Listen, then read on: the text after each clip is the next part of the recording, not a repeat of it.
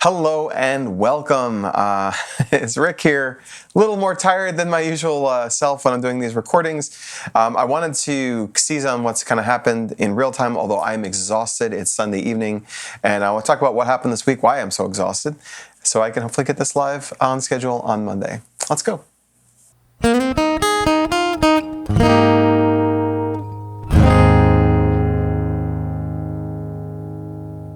So, as mentioned, I am pretty beat. I had a very busy weekend, and going into the weekend, it was not clear to me it was going to be busy at all. So, rolling it back a little bit to the beginning of the week, I did have a gig on Wednesday with Todd Jones in our little duo we called Mr. Jones and Me, which was a lot of fun. And if you've been watching this series, big part for a while, and knowing what I know of the people who are actually watching this channel, there's a decent chance you did. Long time ago, we did a gig where we didn't really test our mixing and our monitoring setup, and so it was kind of a disaster from that perspective. We had a really hard time getting good sound. We practiced everything with the actual mixer that we intended to go live with this time.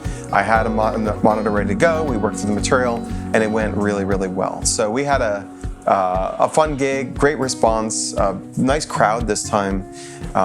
Not a very tipsy crowd, since not a lot tipping, but you know, it was a good event. They compensated super well for that one. It was great to do, and we had a lot of fun. So, looking forward to doing that again. I think April 1st is the next one of those. So that's coming up again pretty soon. Then I was to have 2 gigs this weekend, but they were both outdoors, and the weather forecast was a little bit sus, to say the least. One of those was at a farmer's market in the city, and the cool thing about that, challenging thing about that gig was, well, first of all, it's a new location, which I'm always excited to try playing in new places, but was really just the challenge of getting to the spot.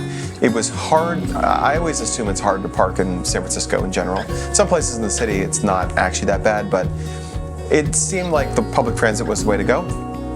And I did have a way to navigate the public transit using a cart and a different guitar. I have a Telecaster Acoustasonic that I use that was really motivating me to get some time and reps and practice using that guitar. In fact, I actually played it with Todd during the Mr. Jones and Me to get some experience with it. Turns out, actually, I ended up having 4 gigs total this week, and 3 of them were with that guitar, and I was pretty happy with how it came out.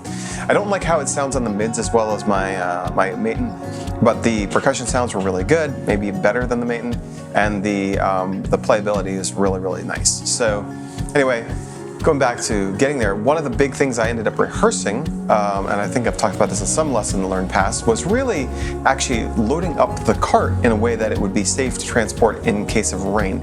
I had planned to go to the location whether or not I could play, mostly just to see if I could navigate bad weather and public transit, and the good news is I was able to. Part of why I'm so tired is that it was a long walk from the BART, the local rapid transit, to the place I was playing up a big hill, because it's San Francisco and there's big hills everywhere.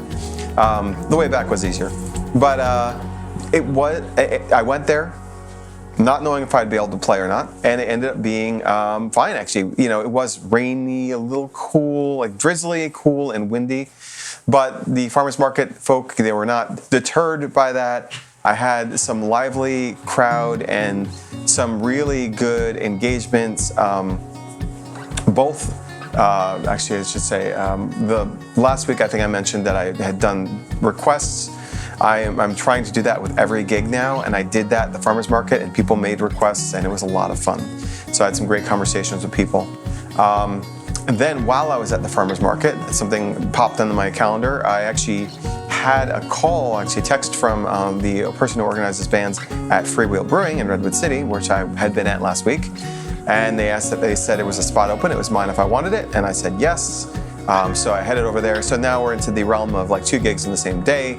It's a lot of singing potentially. I did a lot of practice this week as well, and but I went there, did the gig. Really, unfortunately, dead crowd. I think the weather kept everyone away from that area. It's like a whole strip mall area with a bunch of different restaurants, and unfortunately, they were all getting 4, 8 people, something like that. Not many. So I had a small but engaged audience. Again, the taking requests continues to be a great way to get the audience to pay attention and participate and have fun. A couple folks in particular, I think Alice and Jeff are their names, they were wonderful. They were making a lot of requests. There was a lot of talking about, they were very excited about the looping, and we had a lot of fun. So that was 2 gigs on Saturday. Then Sunday, which looked like it was going to have better weather, I got a call from the owner of Ocean Ciders, and it looked like we were going to have to cancel because it was, once again, kind of drizzly. The forecast was a little uncertain. It was supposed to kind of be like a little rainy in the morning, but because it rained the previous day, the ground was pretty wet. And then it was going to get like a rainier as the day went on. And we woke up to drizzle already there, so we talked on the phone and we canceled the gig. Got a really nice compliment actually from Meredith, who owns Ocean Ciders. She said, I asked her, because she was asking me if we wanted to go forward. I said, well, if I wasn't playing there, would you open? She said, no. I said, well, thank you for the compliment. You should probably not open if your plan is not to open, because there's no covered seating for the audience. So if it's going to rain, I mean, I would certainly appreciate the gig and the money and everything else, but I don't want to do it in a situation where she's guaranteed to fail to get an audience. So we canceled it. However, as the day progressed, and I was in Half Moon Bay for other reasons, actually catching up with my friend Olivia, who is visiting from LA. I decided to run some errands in Half Moon Bay, going to places I want to play, and making eye contact and shaking hands with people that I had previously emailed with, to try to kind of haste to support getting more gigs on the calendar. And turns out that while I was in Half Moon Bay, and I'm on my way home, it's like the Route 92, Half Moon Bay to San Mateo, if you look at it on the map, I was on 92, starting to get to the highway section of 92, and I get a call from the owner of Ocean Ciders, because the weather had been sunny all day. Like, we were completely 100% trolled. Like, it dried out the ground, it was a beautiful day. She gets a call, I get a call at, and I was supposed to play 1 to 3, and she calls me at 3:30, something like that, and says, do you want to do it anyway? You want to, because her husband was like, you should just open today. You should just go and do that, because it's her business. She can be flexible.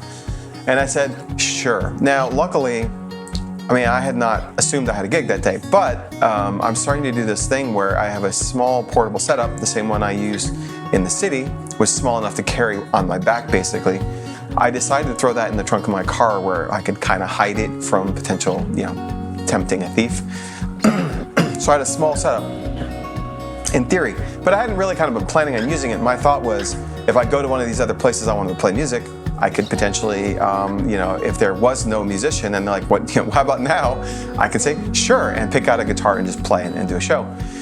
It's portable enough now that I could do that with the portable setup, which, again, you can check out that cool 40-minute video on how I set that up. It's been, that thing has been well worth all the effort I put into it, both the video and the setup. But I ended up turning around, going back to Ocean Ciders, taking my portable kit out of out of my car, loading in. She had I forgot to bring my jack. I didn't bring my Jackery, my generator, because I didn't think I was playing music that day. Normally I do bring it when I play at Ocean Ciders. But I happened to have all the gear I needed to perform, which is just a wild chance on its own. So I went directly there, set up in 15 minutes, however long it takes me to set up, and just played and took requests and engaged, and we summoned an audience. So the way Ocean Ciders is situated is there's a path, like a hiking path, next to it. So you get people kind of just hearing the music, and it summons them. So it's actually really useful for just demonstrating to people that this is a place where things are happening. So it was cool. We didn't get a big crowd, but we actually got people showing up there, and I had some people making requests and had a great time. So yeah, very unexpected. I'm back from that now. I am wiped out because on Saturday I was carrying all my gear up a hill. I did 2 gigs.